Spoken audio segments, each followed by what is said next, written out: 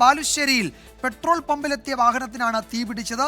പാനായി സ്വദേശിയുടെ കാറിന് തീപിടിക്കുകയായിരുന്നു. പുക ഉയരുന്നത് കണ്ട് പമ്പ് ജീവനക്കാർ കാറിലുള്ളവരോട് ഇറങ്ങാൻ ആവശ്യപ്പെടുകയായിരുന്നു. ആ ദൃശ്യങ്ങൾ കാണാം.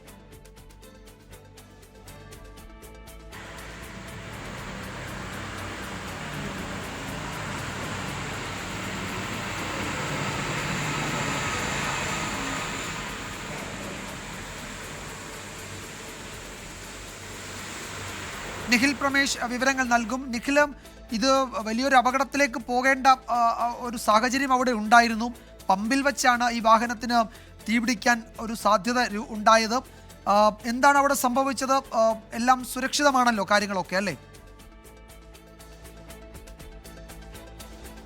തീർച്ചയായിട്ടും വിജയ്, അതൊരു വലിയ അപകടത്തിലേക്ക് പോകേണ്ടുന്ന ഒരു സാഹചര്യം അവിടുത്തെ പമ്പ് ജീവനക്കാരുടെ അടക്കം സമയോചിതമായ ഇടപെടൽ കൊണ്ടാണ് അപകടം ഒഴിവായത്. ബാലുശ്ശേരി കാട്ടാമ്പള്ളി എന്ന പ്രദേശത്താണ് VR എന്റർപ്രൈസസ് എന്ന പെട്രോൾ പമ്പിൽ നിന്ന് പെട്രോൾ അടിക്കാൻ എത്തിയ കാറിനാണ് തീ പിടിക്കുന്ന സാഹചര്യം ഉണ്ടായത്. ഏതാണ്ട് 7:40 കൂടിയായിരുന്നു ഈ സംഭവം. പാനായി സ്വദേശിയുടെ കാറിനാണ് തീ പിടിച്ചത്. ഈ കാറിന്റെ മുൻഭാഗത്ത് നിന്ന് പുക ഉയരുന്നത് കണ്ട് ഈ ജീവനക്കാർ പെട്ടെന്ന് തന്നെ കാറിലുണ്ടായിരുന്ന സ്ത്രീകളോട് പുറത്തേക്ക് ഇറങ്ങാൻ ആവശ്യപ്പെടുകയായിരുന്നു.